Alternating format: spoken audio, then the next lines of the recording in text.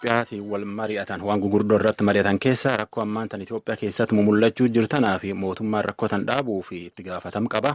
Gamkaaniin ammoo itti gaafatam qabuun seera qabsiisuu malee jechuun dubbatan. Afyaa'imman maree Federeeshinii Itoophiyaa adde Keriyaat Ibraahim mootummaan keessumattuyyuu sadaasaa jaabar 2012 jalqabeetiin uummata mari'achiisu jira. Faayidaa kanallee irratti uummata waliin wal dubbachuu jira jechuun dubbatan. Gamkaaniin ammoo akka abbootii akka oduu waaltaatti abbootiin amantii keessumattuyyuu jajjabeessanii waan isaan dhaamatan abbootiin amantii garuu danda'an cufatti faayidaa nagaa labsuu qabanii amantoota isaanii nagarra jajjabeessuu malanii jechuun dubbatan.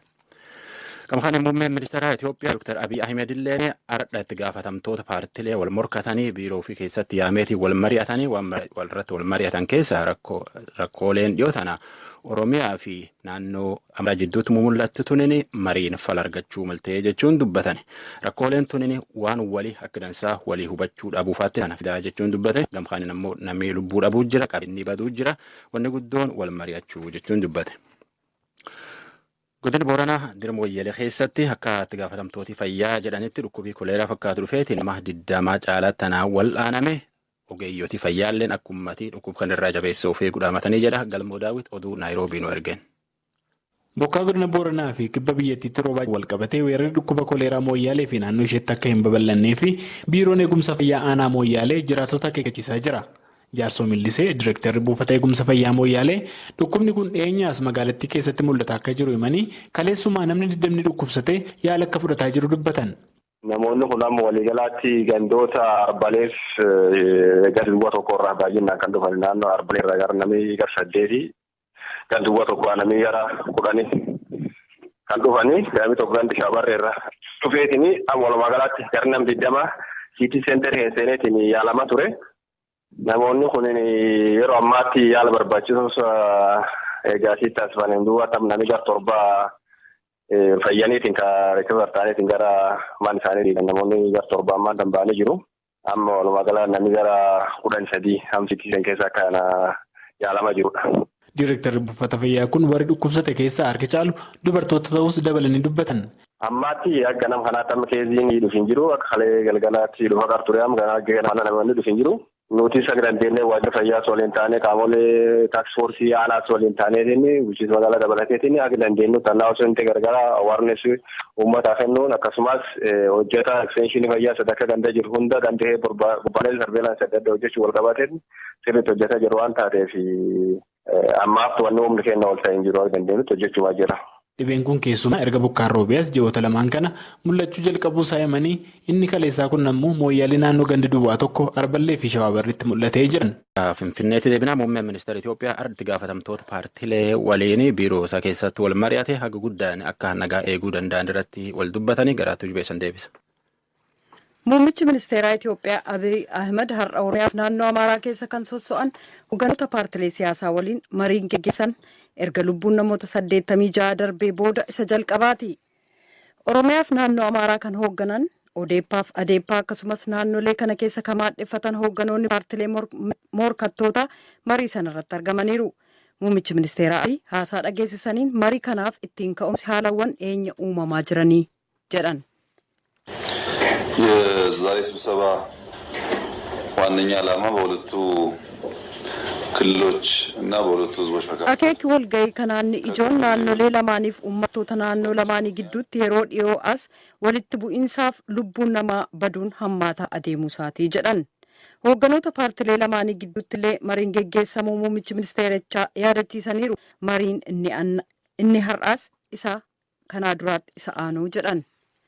በኦሮሚያ በኩል ያሉ የሚፎካከሩ ፓርቲዎች በአማራ ክልልም ያሉ gama Oromiyaatiin paartileen morkattoota gama Amaaraas akkasuma paartileen morkattoota amma aangoorra kan jiranis haa ta'u bor aangoo qabachuuf kanneen hojjetan nageenyi uummata lamaanii haala gaariirra waan hin jiraanneef har'as boris iftaanis barbaachisaadha waan ta'eef jecha ajandaa waliinis waan ta'eef dhimma kana ilaalchisee attamiin uummattoota gidduutti wal dhibdeen utuu hin jiraatiin waliin jiraachuun danda'ama. Tarii wal dhibdeen siyaasaa yoo jiraate lubbuun namaa utuu hin badin mariidhaan waldhibdeen seenaa yoo jiraates lubbuun namaa utuu hin badin qabeenyi utuu hin manca'in mariidhaan furuudhaan marii sanarraas namoonni walirraa baratanii wal wajjin jiraachuun attamiin cimsuu akka danda'amu haala mijeessuudhaan sadarkaa mootummaatti marii geggeessametti dabaluudhaan isin waliinis mari'achuun barbaachisaa ta'ee argameeraa jedhan. Paartilee siyaasaa naannoo lamaan keessa maadheffatan walitti dhiyeenyaan hojjechuun bu'aa hedduu qabaachuullee muummichi ministeerichaa ibsaniiru. Ittaansuudhaanis naannoo Amaaraaf Tigraay akkasumas Oromiyaaf naannolee hollaa keessa paartileen jiran marii irratti hirmaatan ittaansee kan geggeessamu ta'uu beeksisaniiru. Raadiyoo VOA sagantaa afaan Oromoo caqasuu jirtan. Pireezidaantii Ameerikaa Doonaald Tiraamp waan hedduu himachuu jiran keessaa pireezidaantii Ameerikaa nagamma qabate keessa pireezidaantii sadeessoo waan hojiirra buusuu danda'atiin himachuu jiran. Armaan duratti filannoo Raashiyaatii fi filannoo Ameerikaa karaa Raashiyaan keessatti jedhaniitiin himatanii ammallee waan ittiin himachaa bahan keessaa tokko pireezidaantii Tiraamp Yuukireenii qarqaarsonni inni kennuu dideef faayaa ofii gaafatu waan irraa beef jedhaniitiin ragatti bahaniitiin dubbachuu jiran.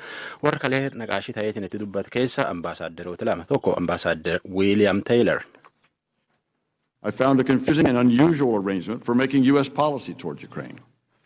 Pireezidaantiin ambaasaadderiin kun nama Yuukireen keessatti ambaasaader ta'eetiin hojjetu wanni inni jedhee waan takka argineetiin hin beekne waan armaan duratti argineetiin hin beekne waan imaammata Yuunaayitid Isteet Yuukireen irra jijjiirsisa argine jechuun dubbate ismallee namni dhibiilleen akkanuma naqaashii ta'eetiin dubbate borillee itti fufaniitiin dubbatan.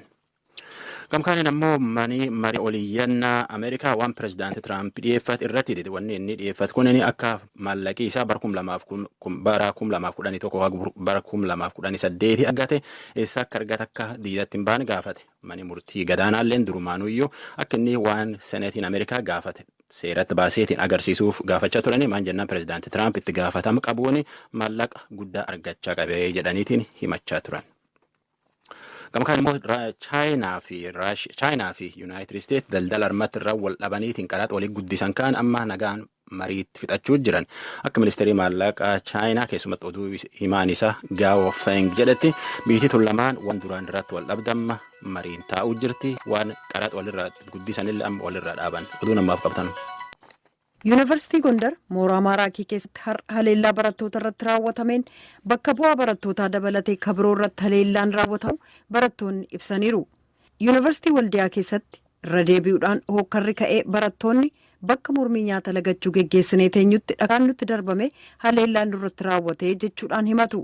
Kan barataan Yuunivarsiitii Gondar mooraa Maaraakii reebicha irratti raawwate jedheen jalqabna.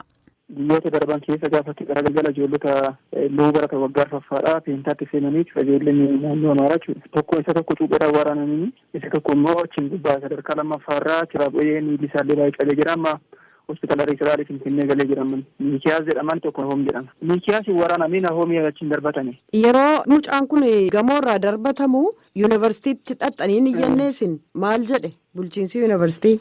Bulchiinsi yuunivarsiitiillee kalee dhufeellee gamoo cabee sanallee ilaalanii turanii foddaa cabee sana karaa inni ba'e sanallee baay'ee cabee jira suura isaallee qabannee jira karaa wanti sun cabee karaa mucaan sun bu'ee jechuudha. Baay'ee sodaa guddaa qabnaa nuti amma kanaaf yookiin federaalli qofti nu eeguu qaba yookiin immoo humni addaa ta'e isaan biyyuu ta'u nu ramadamuu qaban nageenya keenyaaf jechuun barbaanna nuti.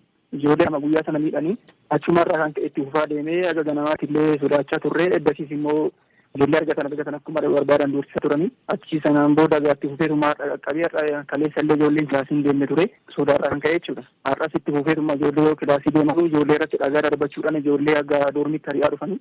Eeyu kan dhagaa darbatu? Kan jalqaba kilaasiidha ijoollee barattootumadha kan naannoo Amaaraa akkamitti barattuudhaniitu dhagaa darbachaa turan ijoollee irratti jechuudha. Sana booda nuti gara tokkotti deemnee gara doormii fuuldura yoo dhaabnee nuti yeroo tokko ijoollee keenya kallattiidhaan qabadhaa bakka namni hin miine jennee nuti yoo mariirra jirru jechuudha. Ijoolleen sun dhufanii dhagaan irratti jalqabanii yoo isaan dhagaamti jalqaban liyyuun ayidii immoo hojjumaa nu reebuu jalqabee jechuudha. Ijoollee fuuldura godhee ijoollee isaanitti hin dubbatu nuyin immoo gochan tan irratti hojjechaa toolee dhiiga hedduu dhangala'eerra jechuudha bakka. Barataa yuunivarsiitii kana keessatti hooggannaa ijoollee Oromoo ta'e gaaffii keenya gara qaama olaanaatti illee nu dhiyeessu. Humna addaa kanaatiin baay'ee sukkanneeffamee balaan guddaarra ga'ee guutameera giddiidhaallee bakka inni jiru hin beeknu mana dhaga'e jechuu dhageenye ani ija kootiin argeera yeroo inni miidhamu na biratti baay'ee miidhaan guddaarra qaqqabeera sallee jechuudha. Maqaan isaa eenyu? Tasfaayee jedhaman. Inni miidhaan guddaarra ga'ee gara mana hidhaallee deemeera yeroo sanatti barattoonni naannoo sanaa immoo isaan liyyuu kana wajjin ta'uudhaan gidaloo wanta jedhamu sagalee dhageessaa turan. Kan rukute Liyyuu ayyaanaa fi hiriyoota koo hedduudha bakka kan isaan miidhanii jiranii harka mirgaarra baay'ee rukutanii dugda kiyyarra illee baay'ee rukutanii baay'ee miidhamanii jiran amma baay'ee na dhukkubaa jiran. Mana yaalaa dhaquuf carraan arganne? Mana yaalaa kiliinika xiqqaa jiraachumatti illee ijoollee deddeebisaa turre.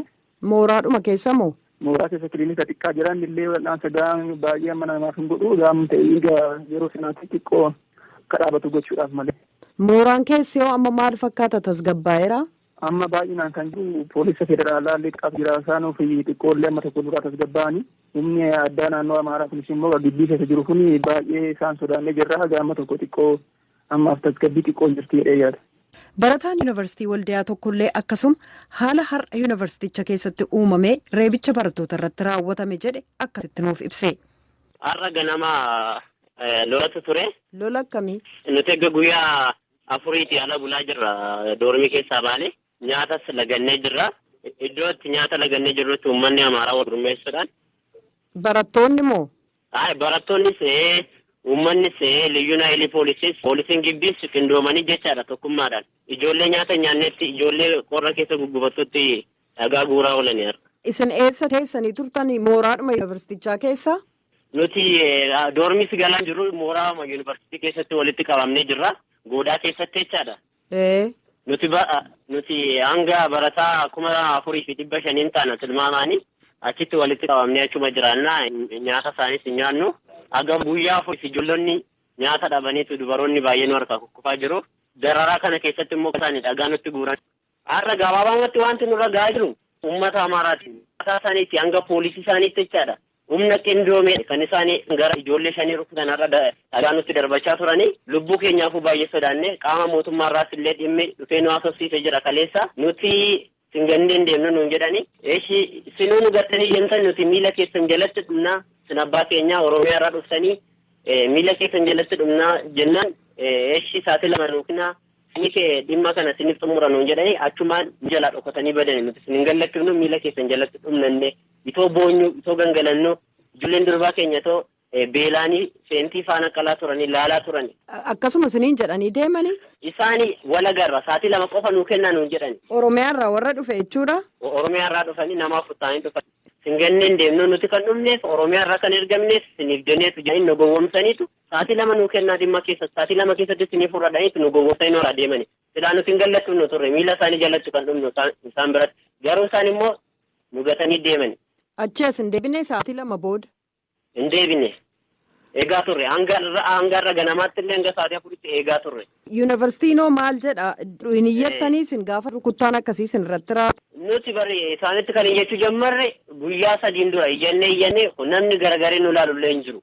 Iyyannee turre hunduma qaama hundumaatti iyyanneerra kantiibaan godinaallee dhufee ture garuu waan tokko nu gochuu hin dandeenye. Kaayyoon keenya inni guddaan sammuu ittiin barannus hin qabnu yeroo kana lubbuu keenya baasuudhaaf gara maatii keenyaatti deebi'uudha kan barbaannu. Maatiin keenyas immoo biyya nu caala baay'ee kan isaan cinqamaa jiranii itoo biyyatti deemine nuti hawwii guddaa qabna garuu namni tokko akka ala baanuuf akka yuunivarsiitii keessa kaaffeellee deemuu hin dandeenyu. Yuunivarsiitii alatti bahuu dhiisaa jechuudha. Kaaffee deemuu hin dandeenyu. Har'a ijoollonni keenya xiqquma naannaani kan isaan nagaa guuranii iddoo tokko jechuunaan uummanni hundumtuu nu nyaachuudha kan barbaadu. Warra Oromiyaatti himnee isin? Qaamni Oromiyaa irraa dhufe rakkoo keenya kaleessa nu wajjin laalaa ture. Kaleessa ofuma isaatiif illechaadha. Rakkoo keenya argeera. Oromiyaattis iyyanneerra namni tokko pirezidaantiin Oromiyaas nu dhaga'uu hin dandeenye meebi kaleessa jechaadha. Uummanni Tigraay barattoota reeshillee baranan qabu siinii biraa qaba. Kaleessa ergee fudhatee ture baasii tokkoon. Garuu mootummaan naannoo Oromiyaas mootummaa federaalaas wanti nu gochaa jiru tokko jiru. Amma haalli mooraa sana keessa jiru maal fakkaata? Haalli mooraa sun keessa jiru gabaabumatti baay'ee sodaachisaadha. Lubbuu keenyaaf har'ayyuu amma bullu hin beeknu. Maqaa makkalaakaatiif kan jiru nuti isaantu nu jiraachisaa jira. Itoo isaan hin jiraanne barattoonni akkuma 4,500 tilmaamamu kun jiroo dheeyyaadhu itoo makkalaakaan jiraachuu baate maqaa isaaniitiif kan jiru halkanii guyyaa qorra san keessatti kan nu eegaa jiru makkalaakaadha. Isinis uummata keenyatti nu yaadara biyya keenyatti galuu kan barbaannu nuti. Ministeerri saayinsiif barnootaa sadarkaa olaanaa kaleessa ibsa sabaa himaa biyya keessaaf kenneen torbee yuunivarsiitii Waldiyaa keessatti walitti bu'iinsa uumameen lubbuun barattoota 2 darbuu akkasumas yuunivarsiitii Dambidolloo keessatti immoo lubbuun barataa tokko darbuu taansee yuunivarsiitiilee hanga tokko keessatti barnoonni dhaabbachuu mallattoon jeequmsaallee mul'achuu tuqee jira. jeeqama kana kan kaasanis barattoota utuu hin ta'in qaamotii barataa fakkaatanii gara mooraa yuunivarsiitii seenanii jechuudhaan ministeerri deettaan ministeera saayinsiif sadarkaa olaanaa Dr. Saamu'eel Kifilee ibsaniiru. ተማሪ መታወቂያ እየሰረቁ ተማሪ መስለው ወደ ግቢ የሚመጡ የተማሪ መታወቂያ ፎርጅድ አሰርቶ የሚሰጡ waraqaa eenyummaa barataa hatanii barataa fakkaachuun gara mooraa kaseenan waraqaa eenyummaa barattootaa foorjidii hojjechiisanii kan dhan maallaqaan kan deeggaran barattoonni akka jeeqaman kan godhan achuma barattoota keessallee kan jiran barataa kan fakkaatan garuu hojii barataa qaama hin hojjennetu jira. Barattoonni doormiidhaa ba'anii akka bulan akkan tasgabboofneef naannoo waaltaalee amantiitti akka walitti qabaman nyaata akka lagatan humnoota nagaa eegsisan waliin akka walitti bu'an qaamonni tuttuqan jiru. Mooraadhaa alatti waamanii kan leenjisan yoo kana sin gaafatan kana deebisaa jechuun qaamni qajeelfama kennutu jira. Qaamota kana godhan adda baafamanii to'annaa jala oolfamaa jiru. Carraa kanaan harka isaanii barattoota keenyarraa akka kaasan barbaannaa jedhan. Dr. Saamu'eel akka jedhanitti ijoolleen gara yuunivarsiitii naannoorraa dhufanitti akka ramadamaniif gaaffiin dhiyeessan hojiirra oolfamuu hin danda'amu. Sababiinsaas haalli jiru to'annaa mootummaatiin ala miti maatiin yaadda'uun qabanii jedhan. Paartileen naannoo Amaaraa keessa soso'an hangi tokkos mootummaan walitti bu'iinsa ka'e akka dhaabsisu gaafataniiru jechuudhaan Asteer Misgaanaaw Baahirdaarraa gabaasteetti. Hedduu galatoomaa Dr. Taaddasee Qanaa Pireezidaantii Yuunivarsiitii Amboo haala yuunivarsiitiiwwan kan biyyattii keessatti darbee iddoo tokko tokkotti mul'ataa jiru wal qabatee iddoo tokko tokkotti walitti bu'iinsi barattootaa jiraachuu fi haaluma kanaanis rakkoon uumamuu gabaafamaa ture. Yeroo ammaa kana yuunivarsiitiin Amboo sadarkaa maalii irratti argama? Torbee darbee gara dhumaatti yuunivarsiitii waldaatti uumamee wal qabate yuunivarsiitii keenya keessattis miirri gaariin hin turre samuuna kana waan achitti ta'e sanarratti gadduu waan akkasii jira. Isaa wal qabatee kilaasii muraasni iddoo tokko tokkotti jira malee baay'een isaa addaan cittee jira. Kaampaasii Awwaarootti xinnoo walitti bu'iisni muraasni yaalamee ture.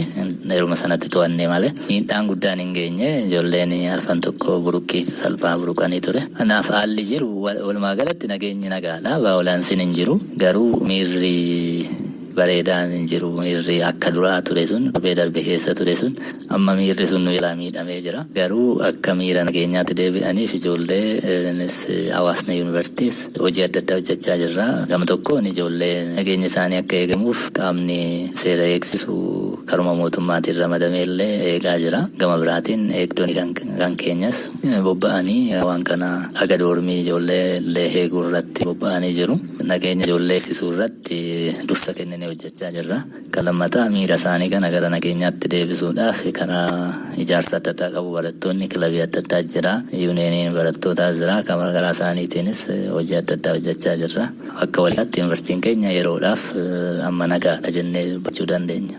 Dooktar bara darbe miidiyaa hawaasaa kan dhuunfaa keessan irratti ergaa barreessitanii turtanii yeroo kana keessatti ergaawwan akkasii haala kamiin kan isaan gara tasgabbiitti geessuu danda'an?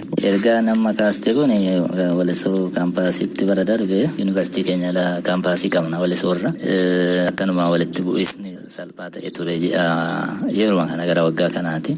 Achitti gaafa ijoollee araarsinu utuma mariisisnu yaaduma akkuma tasaanaa dhufe yaadni suni ijoollee muraasa saba adda addaa irraa ijoollee kudhan gara fuulduraatti ba'aa jennee ijoollee kan ammoo wal makaa dhaabatanne ijoollee warra hafanii baay'ee warra taa'anii jiraniin as keessaa warra dura ofii beektan illee beekuu dandeessu. Garuu akkanumatti bifa laaluudhaan kamtu saba Oromootii kamtu saba Amaaraa yookiin kamtu saba lammii biraati jennee gaafanne gaafi. Kanaaf hundumtuu jal jedhe as keessa immoo sabni biyya biraatoo dhaabbatee fakkeenyaaf namni Chaayinaa tokko yookiin namni Awurooppaa tokko dhaabbatee as keessaa kam isiniin jennee adda baasuun sin rakkisaa jennaan hundumtuu afaan guutuudhaan lakki nu rakkisuu jedha. Dhaamsisaa maa inni tokkummaa barbaaduu dhiisneetti garaagartummaa barbaannee kanatu nu rakkisaa jira. Tokkummaa keessan barbaadaa ooltu ta'e tokkummaa baay'ee qabna. Kanaaf tokkummaa keessan jabeeffadhaa oo tokkoomne irra jabaannaa oo tokkoomne rakkoo keessaa baanaa. Ilmaan haadha tokkollee garaagarummaa barbaanne yoo ta'e garaagarummaa qabaachuu danda'u. Bifti garaagar ta'uu danda'a. Akkatti yaadan garaagarummaa ta'uu qabaachuu danda'u. Waan baay'een isaanii garaagarummaa qabaachuu danda'a. Garuu naannee ijoolleen kun ilmaanuma haadha tokkooti. Kanaaf yoo garaagarummaa barbaanne ta'e nama rakkisu. Garuu garaagarummaa barbaadaa oolurra tokkummaa barbaadaa oolee cimina nuu fida. Kanaaf addunyaan kun daayiversitii qaba. Garaagarummaa guddaa qaba. Garuu immoo akka addunyaatti wajjin jiraata. Ilmoonni ammoo daayivarsitii haa qabaatu malee namummaan isaayyuu tokkummaa isaati. Kanaaf isarratti xiyyeeffadhaa, tokkummaa keessan irratti xiyyeeffadhaa, waliin jiraadhaa kan jedhu ture. Isa irratti dabalatee egaa waan biraa akka dhaamsaatti dabarsaa turre. Yuunivarsiitota keenya keessa barattoonni barachaa jiran baagiraawundiin isaanii kan uummanni isaanii irraa abdii qabu, kan maatiin isaanii irraa abdii qabu, kan isaan mataan isaanii abdii ofirraa qabanidha. Baay'een isaanii ijoollee hiyyeessaati. Kanaaf wal miidhuun barbaachisaa miti. Nama si bukkee jiru kana akka keetii rakkataa akka keetii miidhuun uumaa bu'aatis bu'aa argattu hin jiru. Abjuu nama biraa jaamsita yookiin immoo abjuu warra keetitu jaama. Kanaaf kanarraa of qusadhaa, tokkummaa keessan jabeeffadhaa, nageenyatu nu baasaa waan jedhu ture dhaamsi keenya. Dhaamsi kun egaa baay'ee sooshaal miidiyaa irratti naanna'aa ture. Naanna'uu isaa miti amma impaaktii fidee namni ittiin bulaa jiru inni jedhu gaafiidha. Jaalalaan waliin jiraachuutu nu baasa. Nyaachuun homaa nu baanuu qabu kan jedhu ture dhaamsi. Baranas dhaamsuma wal fakkaataa dabarsinee keessattuu amma yakka babal'isuu wal qabatee kan dhaamsarana yuunivarsiitii akka yuunivarsiitii dabarsine maanni yuunivarsiitii tokko keessatti to'annaa yuunivarsiitii sanaan haala ta'een yakki raawwatuu danda'a. Akkuma waldiyaatti uumame gaafa ta'e ambottis uumamuu danda'a. Gaafa biraa immoo yuunivarsiitii biraa keessatti uumamuu danda'a. Yakka sanaaf abbaa yakka sana raawwate seeraan itti gaafatamuu qaba malee yakka biraa iddoo biraatti irra deddeebinee jechuun qabu. Barattoonni keenya waan akkasiirra akka of qusatan, miira isaanii akka to'atan, wantoota yakka raawwatan, namoota yakka raawwatan, garee yakka raawwate irratti immoo mootummaan tarkaanfii hatattamaa akka fudhatu. Kanas uummataaf akka ibsu kan jedhudha dhaamsi nuti dabarsine. Hawaasnumtu yuunivarsiitii guutuun hawaasni naannoo yuunivarsiitii jiru, hawaasni biyya keenya akkuma walii galaattu nama yakka raawwate garee yakka raawwatetti seeraan tarkaanfii fudhachuu irratti malee nama nu bukkee jiru irratti yakka biraa raawwachuun akka hin baafne hubachuu nurra jiraata jedhudha dhaamsi nuti dabarsine. Kanuma wal qabatee namoonni tokko tokko Amboo Yuunivarsiitiitti barattoonni muraasni lakkoofsaan hanga 10 ta'an dhibba darbe keessaa ari'amuu dubbatu. Maayini sababni barattoonni kun itti geggeeffamaniif kanaan wal qabatee barattoonni hidhamanis jiru jedhamee dubbatamaa ture. Kun hangam dhugaadha? Barattoota hidhamanii wal qabatee waan rippoortii qabu hin jiru. Isa kana tarii poolisoota irraa hubachuun hin danda'ama. Barattoota ari'amanii yookiin barnoota irraa dhorkamanii hin jiraatu. Kuni garuu yuunivarsiitii waldaa raawwatee booda miti. Sana dura yeroo adda addaa disipiliiniin fudhanna. Kuni maalinni waanuma sila jedhedha. Bakka kana fakkeenyaaf yuunivarsiitii keenya yoo fudhanne barataa gara 30,000tu barata kaampaasii 5 qabnu keessatti. Barataan kuni kaayyoon inni dhufeef hin beekamudha. Barsiisuudha, qorannoodha, tajaajila hawaasaa gochuudha. Kanaan haala deemee wantoota kana waan gufachiisu irratti yoo dhufe kan barattoota sanas barsiisu warra biraas kan barsiisu ijoollee yakka adda addaa irratti raawwatanis boru akka yakka sanarraa of qusatan kan taasisu tarkaanfii fudhanne. Waan yuunivarsiitii kana keessatti gaggeeffamuu hin qabne nama itoo gaggeessu argame irratti disipiliinii fudhachuun keenya dirqama. Kana garuma fuulduraallee itti fufna. Garuu taatee waldiyaatti ta'een booda wanti barataa irratti nuti tarkaanfii fudhanne hin jiru jechuudha. Lakkoofsa isaanii egzaaktilii hin beeku. Maal waggaa guutuu disipiliiniin fudhanaa ta'eef dhiyeenya kana keessa barattoota barattoota lakkoofsaan 10 ta'an yeroo tokkotti disipiliinii fudhanirra torbee achaanuu keessa. Barataan sababa eenyummaa isaatiif mana barumsaa irraa yookaan yuunivarsiitii irraa gaggeeffamee jira.